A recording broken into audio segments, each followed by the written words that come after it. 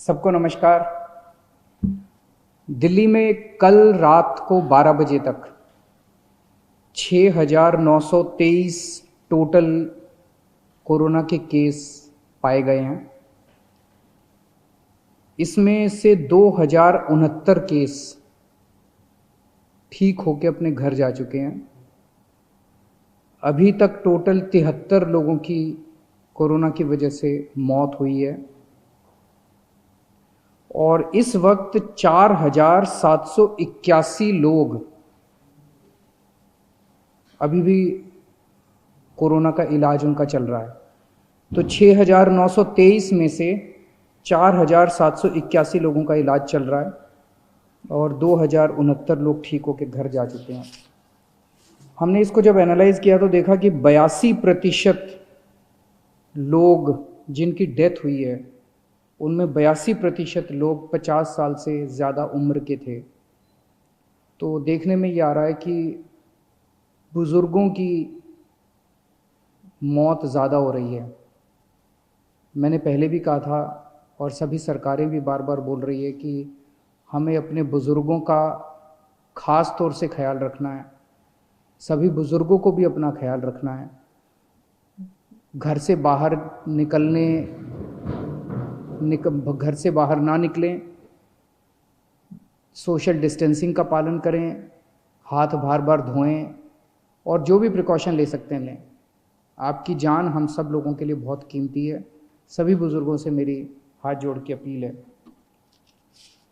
ये जो 6,923 case positive हुए हैं, इनमें केवल 1,300 केस इस टाइम अस्पतालों के अंदर हैं। 1,476 केस केवल अभी अस्पतालों के अंदर हैं। लगभग मोटे मोटे तौर पे 7,000 केस मान लेते हैं पॉजिटिव हुए। 7,000 में से 1,500 के करीब केस जो हैं वो अस्पतालों के अंदर हैं। बाकी सारे केसेस या तो माइल्ड सिम्टम्स हैं और या एसिम्टोमेटिक हैं। और ये 1,500 केस जो अस्पतालों में हैं, इनमें भी 91 केस ऐसे हैं जो आईसीयू में हैं और 27 केस ऐसे हैं जो वेंटिलेटर पे हैं। इनफैक्ट जो सीरियस केस हैं, एक एक केस पे मैं रोज़ नज़र रखता हूँ, रोज़ उनका पता करता हूँ कि क्या उनको कैसे बचाया जाए। किसी को मरने नहीं देना। अपने को कोशिश ये करनी है कि सब लोग सही सलामत जिंदा ठीक होकर अपने घर लौटें। तो हम ये देख रहे हैं कि अधिकतर केस जो है वो माइल्ड या एसिम्टोमेटिक है। लगभग 75% के करीब केसेस एसिम्टोमेटिक या माइल्ड केसेस हैं। उनका अब केंद्र सरकार ने आदेश निकाले हैं कि उनका इलाज अगर हम चाहें तो उनके घर पे भी हो सकता है। उनको अस्पतालों में आने की ज़रूरत नहीं है। उसका अब हम लोगों ने इंतज़ाम किया है। जो लोग एसिम्टोमेटिक होते हैं, जो लोग माइल्ड सिम्टम वाले होते हैं, जिनको थोड़ा सा बुखार है, थोड़ा सा खांसी है, ज़्यादा दिक्कत नहीं है, उन सब लोगों के घर पे इलाज का हमने इंतज़ाम किया है।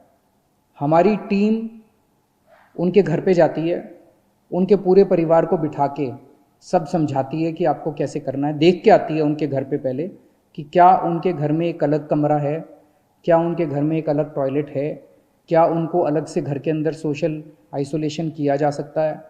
अगर उनके घर में ये सुविधाएं हैं तो फिर उस मरीज को अपने घर में ही उसका इलाज करने की इजाज़त दी जाती है। इसमें इलाज तो है ही नहीं कोरोना में, तो वो अपने घर में ही आइसोलेट हो जाते हैं। डेली हमारी टीम की तरफ से उनको फ़ोन जाता है, लगातार उनके टच में रहते हैं, उनको फ़ोन नंबर दे दिया जाता है। अगर उनको किसी भी तरह की तकलीफ़ हो तो वो हमसे संपर्क में रह सकते हैं। जिन लोगों के घर में ऐसे होम क्वारंटाइन करने के लिए अलग से कमरा नहीं है, उन लोगों के लिए फिर हम लोगों ने कुछ कोविड केयर सेंटर बनाए हैं, कोविड हेल्थ सेंटर बनाए हैं। वहाँ पे फिर उन लोगों को हम ले आते हैं, लेकिन और उन लोगों को वहाँ पे हम रखते हैं 13-14 दिन के लिए, जब तक वो नेगेटिव नहीं हो जाते। तो ऐसे कम लोग हैं जो कि सीरियस हैं और ऐसे बहुत कम लोग हैं जो कि जिनकी डेथ हो रही है।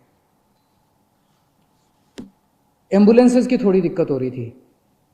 मुझे ये बताया गया था कि कुछ लोगों को फ़ोन करने के बाद एम्बुलेंस के लिए कुछ घंटे इंतज़ार करना पड़ रहा है। कल हम लोगों ने आदेश निकाल के, सरकारी एम्बुलेंस तो थी हमारे पास, हमने कई सारी प्राइवेट अस्पतालों की एम्बुलेंस भी सरकारी सेवा में रिक्विजिशन कर ली है। इसका मतलब ये नहीं है कि वो अपने अस्पतालों के लिए काम नहीं करेगी।